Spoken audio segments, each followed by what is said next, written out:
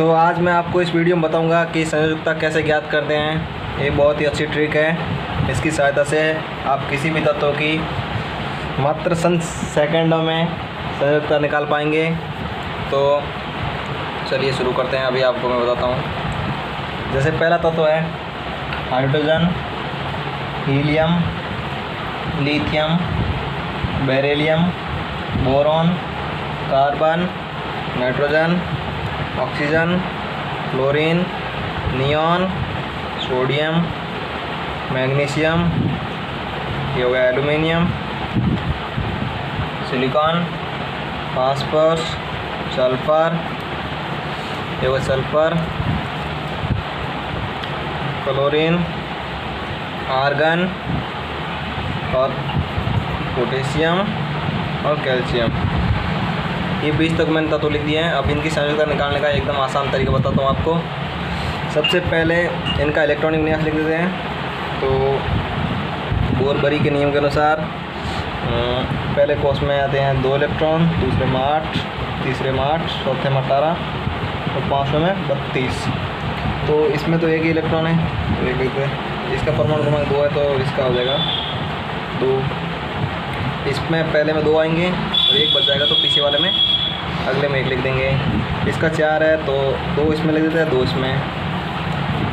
इसमें 2 और 3, 2 और 4, इसमें हो गया 2 और 5, 8 नंबर में तो 2 और 6, 2 और 7, ये हो गया 2 और 8।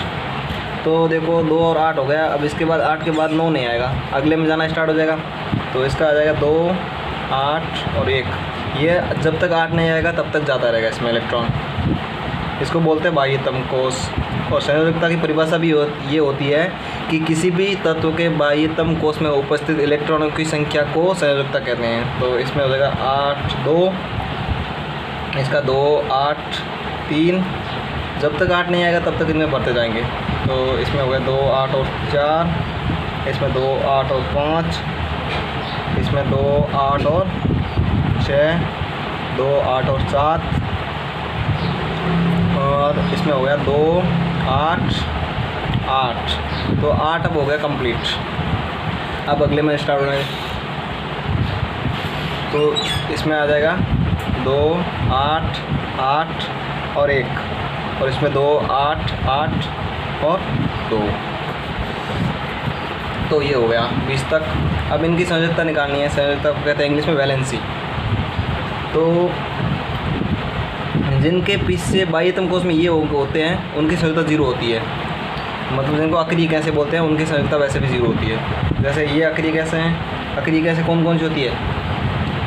हीलियम, नियॉन, आर्गन, जिनॉन और ये अक्रिय कैसे हैं।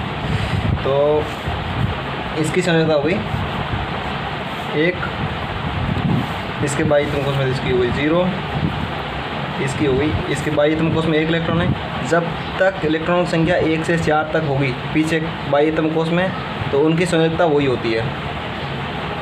संयोजकता जैसे पीछे 1, 2, 3 और 4 है, तो उनकी संयोजकता हमेशा वही होती है। और 4 से ज़्यादा आ गई, 5 से लेकर 6 तक, 5, 6, 7, 8 कुछ भी आ गई, जैसे 5, 6, 7 हैं, तो इनको 8 में से माइनस करते हैं।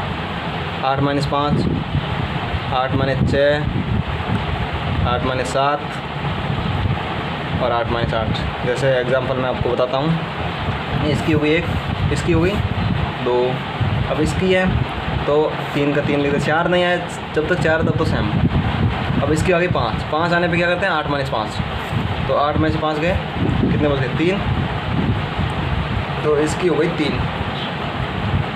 अब इसकी हो जाएगी 8 - 6 तो 2। अब इसकी 8 - 7 1 आ जाएगी, 8 - 8 0 आ जाएगी। इसकी पीछे 1 आ गया तो 1 ही होगी। इसके पीछे 2 है तो 2 ही होगी। इसके पीछे 3 है तो 3 ही होगी। इसके पीछे 4 है तो 4 ही होगी। इसके पीछे 5 है तो 8 - 5, तो इसकी संयोजकता हो जाएगी 3। इसके 6 है तो 8 - 6 2। इसके 7 है तो 8 - 7, 8 - 7 1। इसके 8 - 8 तो हो गई 0 और इसके पीछे 1 है तो 1 और इसके पीछे 2 है तो 2। ये आ गई संयुक्त की संयोजकता। ठीक है, इसमें आपको बस एक ही तरीका याद रखना कि जब तक 4 है पीछे तो उनकी हो गई 1 2 3 4, और जब 5 आ जाए तो 8 में से 5 को माइनस कर देना, और जब 6 आ जाए तो 8 में से 6 को माइनस कर देना, और जब 7 आए तो 8 में से 7, और जब 8 में से 8 अगर 0 तो वो हो जाएगी आखिरी गैस। तो ये रही आखिरी गैस, एक आखिरी गैस ये रही, एक आखिरी गैस ये रही। अब संयोजकता का मतलब क्या होता है, जैसे कार्बन की संयोजकता यहाँ से देखते हैं, ये कार्बन की संयोजकता 4 है, तो 4 का मतलब क्या होगा, जैसे कार्बन है तो इसके 4 इलेक्ट्रॉन जोड़ सकते हैं, इससे ज़्यादा नहीं जोड़ सकते। जैसे मैं CH4 ये जोड़ सकते हैं। ऐसे कभी देखा आपने CS5, ऐसा नहीं होता कभी भी, मतलब 4 से ज़्यादा नहीं जोड़ सकते हैं। जैसे CH4 हो गया, देखो संयोजकता का मतलब होता है कि कितने अपन इलेक्ट्रॉन जोड़ सकते हैं। इसकी संयोजकता 4 हाइड्रोजन जोड़ने से